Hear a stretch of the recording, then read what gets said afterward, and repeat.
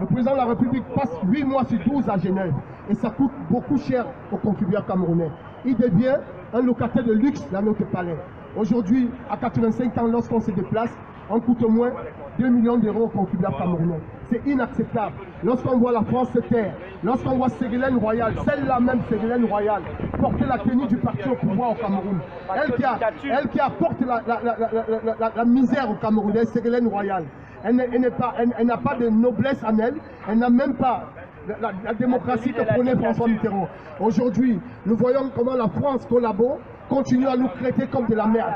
Parce que cette France collabo, on nous a dit, si la France a un jeune président, nous aurons aussi des jeunes présidents en Afrique. Mais nous nous rendons compte qu'avec Emmanuel Macron, nous avons juste la continuité des vieillards, la continuité de la misère, la continuité des hommes qui ne veulent pas faire progresser leur pays. Comment voulez-vous qu'un pays comme le Cameroun soit un pays respectable lorsqu'on sait que c'est un pays surendetté et que le chef d'État a 85 ans, malade qu'il est, il veut se représenter à la tête du pays pendant 7 ans. Ça veut dire qu'il veut sortir à 92 ans. Lorsqu'on n'est même pas sûr qu'il va atteindre 90 ans, est-ce que c'est normal? Lorsqu'un pays a 69% de la population qui a moins de 30 ans, est-ce que c'est normal qu'un homme de 85 ans veuille briguer un mandat? J'ai dit non, on a assez souffert.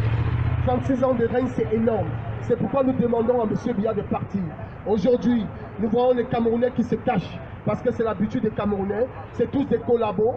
Toute la nation camerounaise, c'est une nation de collabos. Et je l'ai toujours dit si fort, lorsque nous voyons aujourd'hui comment les gens sont incapables de venir parler, venir s'afficher, mais si c'est pour aller sur la toile, ils sont des millions pour s'exprimer sur Facebook, Google, ou tout ça, mais c'est pas ça qui va changer le Cameroun. C'est aujourd'hui cette façon de faire, cette façon de dire non à M. Biya, cette façon d'assister, cette façon d'être devant l'ambassade du Cameroun. Parce que l'ambassade du Cameroun a été achetée avec l'argent du contribuable camerounais. Ce n'est pas M. Biya qui a acheté l'ambassade du Cameroun, c'est avec l'argent du contribuable camerounais. Et j'ai dit ceci, nous allons continuer tous les jours. Ça ne va pas s'arrêter parce que ces marches vont commencer et ces marches vont dire non à M. Biya. Parce qu'à un moment, il faut qu'un dictateur se rende compte qu'il a tellement enrichi son entourage. Il a tellement pillé la nation. Il a apporté la corruption. Parce que le premier corrompu du Cameroun, c'est M. Biya. Lorsqu'on tue les enfants dans une nation, on ne peut plus accepter ça. Lorsqu'on tue les femmes, parce que les femmes, c'est la mère de la nation. Lorsqu'on arrive à assassiner des enfants sur les dos de leur maman, ce n'est plus acceptable. M. Biya, votre temps est arrivé. Parce que même le bon Dieu a un temps qui donne aux hommes. Et M. Biya, les Camerounais vous ont aimé. Les Camerounais vous ont donné la légitimité de leur garantie, leur devoir citoyen. Mais aujourd'hui, on n'en veut plus, M. Biya. Il faut quitter le Cameroun. Il faut partir. Vous avez besoin d'aller vous reposer en Suisse. Reposez-vous en Suisse. Vous avez une retraite. On va vous donner cette retraite tous les mois. Vous allez suivre vos soins. Mais avec l'argent du contribuable, on n'en peut plus. Merci.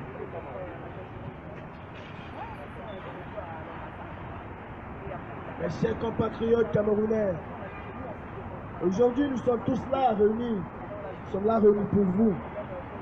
Vous qui savez si bien derrière les réseaux sociaux dire tout et rien.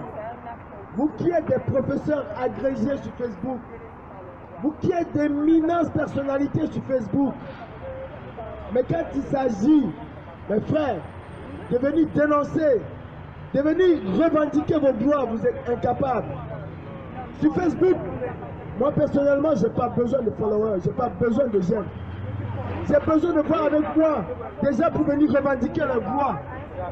J'ai besoin de voir avec moi des gens qui vont revendiquer le droit de leurs enfants. Nous sommes au Cameroun.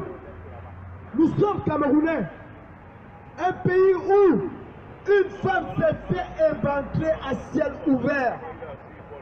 Paix à son âme, Madame Monique Koumateken s'est fait éventrer à ciel ouvert avec ses enfants. Moi, j'étais à la manifestation à la Continue. Nous étions combien? Pourquoi est-ce que le Camerounais a peur de revendiquer ses droits? Pourquoi?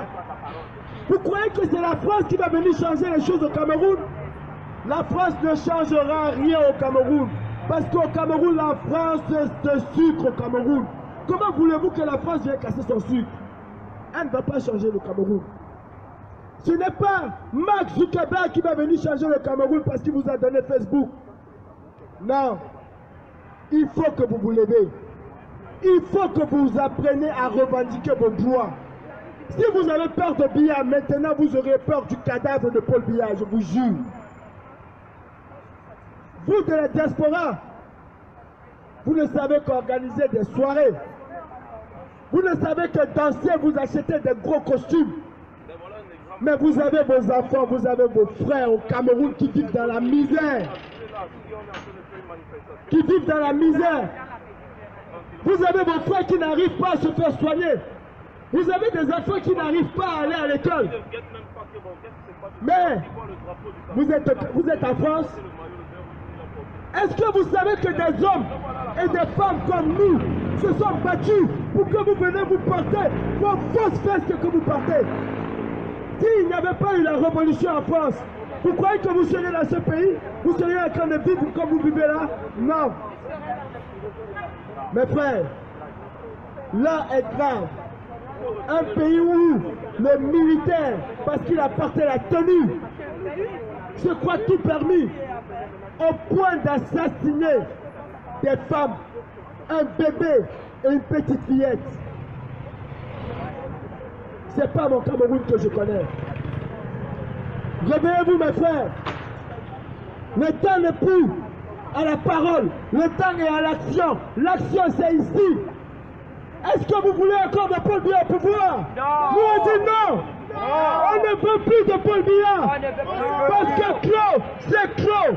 Quand ils sont au pouvoir, il y en a marre. Il y en a marre de Biya et sa clique. Nous avons un ambassadeur qui est même directeur général de la sécurité nationale. Il est ambassadeur en Espagne. Mais un ambassadeur qui n'a jamais été en Espagne. Vous trouvez ça normal? Nous on dit non. Nous sommes là pour nous battre. Nous nous battons pour le changement au Cameroun. Et le changement au Cameroun, le changement c'est maintenant. Le changement ce n'est pas sur la page Facebook de qui que ce soit. Parce que Facebook ne va pas vous donner à manger le matin. Facebook ne va pas vous donner à boire le soir. Facebook ne va pas envoyer vos enfants à l'école. On vous a donné une mentalité au Cameroun. C'est de vous acheter des boissons. C'est de vous acheter des grosses vestes et des grosses chaussures. J'ai pitié de vous. Comme dit Fleur de Lys, c'est pitiation. Vous vous mettez comme, vous qui êtes derrière vos ordinateurs là, à nous envoyer des j'aime. Je n'ai pas besoin des j'aime, j'ai besoin de vous ici. Je dis comme dit, vous mettez comme, Biya ta main comme, fils de pute. Tu as tué le Camerounais. Mes frères se font noyer dans la Méditerranée parce qu'ils ont envie d'une vie meilleure en Europe. Mes frères se font tuer dans le désert. Mes frères sont réduits en esclavage en Libye à cause des hommes comme toi, Ouattara et ta clique. Et nous aujourd'hui on te dit, va te faire foutre. Libère ce pouvoir. Ce n'est pas un héritage. Aïdjo te l'a donné. Tu n'as pas été élu car Aïdjo te l'a donné. Mais pourquoi tu ne peux pas libérer? Nous on a marre de cet homme. Aujourd'hui on ne veut plus de Paul Biya. Alors sortez de vos internets, sortez de vos Facebook. Oui, sortez de vos Facebook, car l'heure est grave au Cameroun. Il y a une guerre civile. Pire que ce que les Libériens ont connu qui est en train de se préparer. Si vous ne faites rien, c'est tout le Cameroun qui va s'embraser.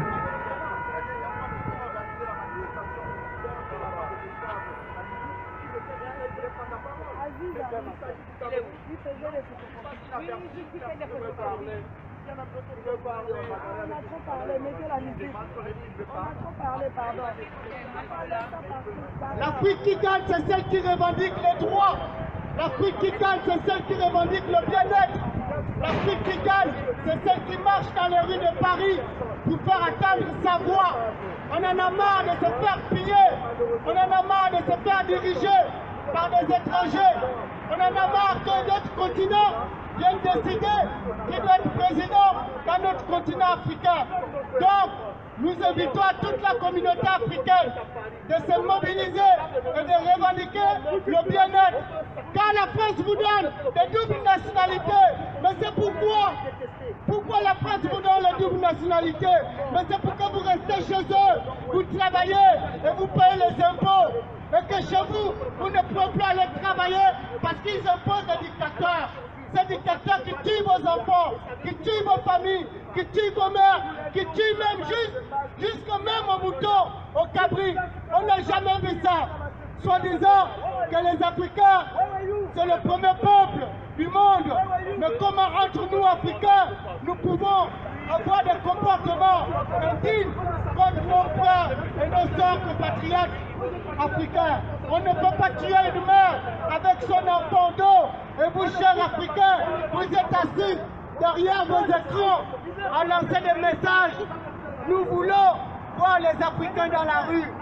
Nous voulons voir les Africains revendiquer. Arrêtez de dire qu'à l'époque de Malcolm, nous ne sommes plus à l'époque de Luther. Nous ne sommes plus à l'époque de Malcolm X. Nous ne sommes plus à l'époque de Lumumba. Nous sommes une nouvelle génération. Cette génération africaine qui ne peut plus se faire manipuler, qui n'accepte plus la dictature au sein de sa culture.